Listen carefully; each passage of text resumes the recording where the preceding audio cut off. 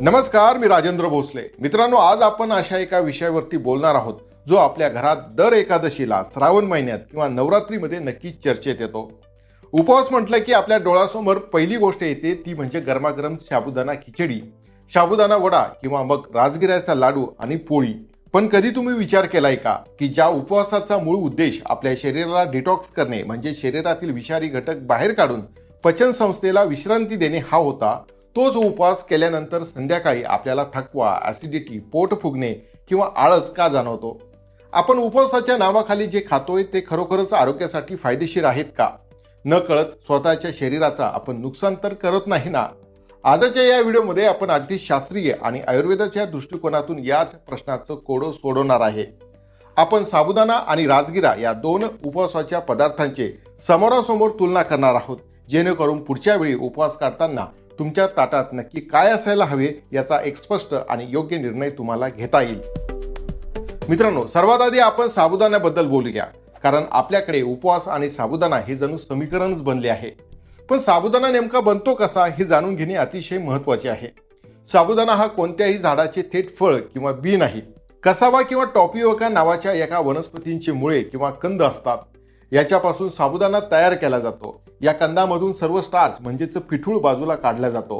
त्यानंतर अनेक औद्योगिक प्रक्रिया केल्या जातात आणि मग त्याच्या गोल गोळ्या बनवल्या जातात. म्हणजेच या प्रक्रियेत त्या वनस्पतीमधील सर्व नैसर्गिक फायबर, जीवनसत्वे आणि खनिजे पूर्णपणे निघून जातात आणि शेवटी राहतो तो फक्त आणि फक्त शुद्ध स्टार्च. आता या साबुदाण्याचे आपल्या शरीरावर नेमके काय परिणाम होतात हे आधुनिक विज्ञान आणि पोषणशास्त्र काय सांगते ते पाहूया.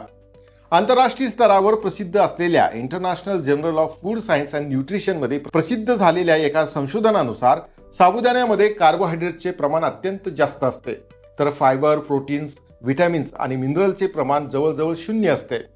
सर्वात महत्त्वाची गोष्ट म्हणजे साबुदाण्याचा ग्लायसेमिक इंडेक्स खूप जास्त असतो. सोप्या भाषेत सांगायचे झाले तर जेव्हा तुम्ही साबुदाणा खाता तेव्हा तुमच्या रक्तातील साखरेची पातळी अगदी वेगाने वर जाते. तुम्हाला अचानक खूप ऊर्जा मिळाल्यासारखे वाटते, पण तासाभरातच ती रक्तातील साखर वेगाने खाली घसरते. याला विज्ञानाच्या भाषेमध्ये शुगर क्रॅश असे म्हणतात. त्यामुळे साबुदाणा खाल्ल्यानंतर काही वेळातच आपल्याला प्रचंड आळस, सुस्ती आणि पुन्हा भूक लागल्यासारखे वाटते. शिवाय साबुदाण्यात फायबर नसल्यामुळे तो पचायला अत्यंत जड असतो आणि त्यामुळे बद्धकोष्ठता किंवा पोट फुगण्याचा त्रास होतो. मित्रांनो, आता आपण आयुर्वेदाच्या दृष्टिकोनातून साबुदाण्याकडे पाहूया. आयुर्वेदामध्ये उपवासाला लंघन असे म्हटले गेले आहे. लंघन म्हणजे पचन संस्थेला विश्रांती देऊन शरीरातील अग्नी प्रदीप्त करणे, जेणेकरून साचलेला आम म्हणजेच टॉक्झिन्स पचून नष्ट होतील. परंतु साबुदाणा हा गुणाने अत्यंत गुरू म्हणजे पचायला जड आणि पिच्छिल म्हणजेच बुळबुळीत किंवा चिकट असतो. जेव्हा आपण आधीच मंद झालेल्या जठराग्नीवर असा जड आणि चिकट पदार्थ घालतो तेव्हा पचनक्रिया अधिक मंदावते.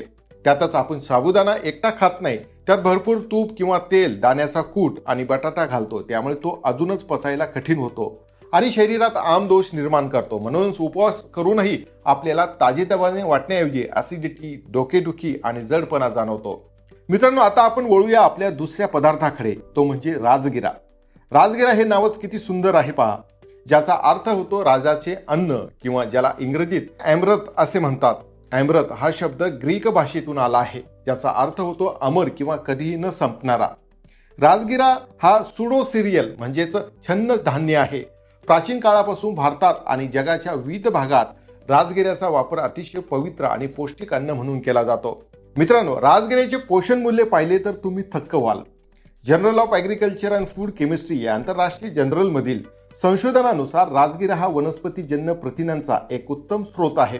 यामध्ये लायसिन नावाचे अत्यंत महत्त्वाचे अमिनो ॲसिड असते. ते सहसा इतर कोणत्याही धान्यात किंवा शाकाहारी आहारात सहजासहजी आढळत नाही. हे लायसिन आपल्या शरीरातील कॅल्शियम शोषून घेण्यास आणि स्नायूंची दुरुस्ती करण्यास मदत करते. याशिवाय राजगिऱ्यामध्ये भरपूर प्रमाणात फायबर, कॅल्शियम, मॅग्नेशियम, आयर्न आणि फॉस्फरस असते. सर्वात महत्त्वाचे म्हणजे राजगिरा हा नैसर्गिकरित्या ग्लुटेन फ्री असतो, ज्यामुळे ज्यांना गव्हाची किंवा ग्लुटेनची ॲलर्जी आहे त्यांच्यासाठी हा एक उत्तम आणि सुरक्षित पर्याय आहे. आयुर्वेदाच्या दृष्टिकोनातून राजगिऱ्याचा विचार केला तर राजगिरा हा लघु म्हणजे पचायला हलका आणि वृक्ष गुणाचा असतो. तो पचनात सोपा असल्यामुळे उपवासाच्या वेळी आपल्या जठराग्नीवर अजिबात ताण पडू देत नाही. आयुर्वेदानुसार राजगिरा हा त्रिदोष सामक मानला जातो, म्हणजेच तो वात, पित्त आणि कफ या तिन्ही दोषांचे संतुलन राखण्यास मदत करतो. उपवासाच्या दिवशी शरीरातील पित्त वाढण्याची शक्यता जास्त असते, परंतु राजगिऱ्याचे सेवन केल्यास पित्ताचा त्रास होत नाही आणि शरीराला निरंतर ऊर्जा मिळते. मित्रांनो, जर आपण साबुदाणा आणि राजगिरा यांची थेट तुलना केली तर आपल्याला स्पष्ट फरक दिसून येतो.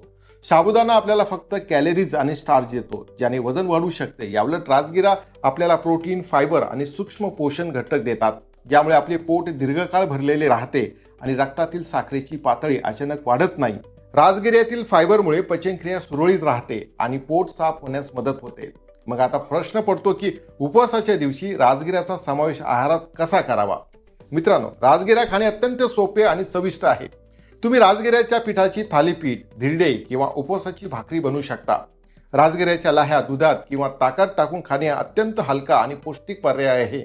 लहान मुलांसाठी किंवा वृद्धांसाठी राजगिऱ्याचे लाडू किंवा चिक्की हा एक उत्तम ऊर्जा देणारा स्रोत आहे. अगदी जर तुम्हाला साबुदाणा आवडत असेल तर तो पूर्णपणे वर्ज्य करण्याची गरज नाही, पण त्याचे प्रमाण अतिशय कमी ठेवा आणि आठवड्यातून किंवा महिन्यातून एकदा खा. परंतु नियमित उपवास करणाऱ्यांसाठी राजगिरा, भगर आणि सुकामेवा यासारख्या घटकांना प्राधान्य दिले पाहिजे.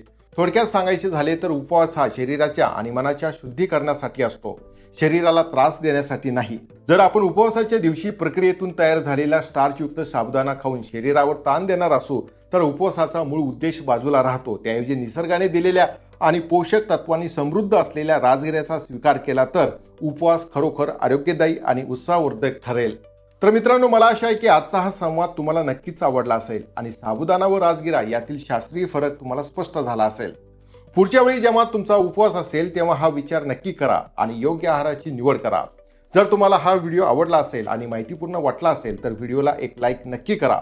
आपल्या मित्रांसोबत, नातेवाईकांसोबत हा व्हिडिओ जास्तीत जास्त शेअर करा, जेणेकरून त्यांनाही या पदार्थाची सत्यता समजून येईल. मित्रांनो, अशाच आरोग्याशी संबंधित नवनवीन, सोप्या आणि माहितीपूर्ण व्हिडिओसाठी आपल्या चॅनलला सबस्क्राईब करायला मात्र अजिबात विसरू नका.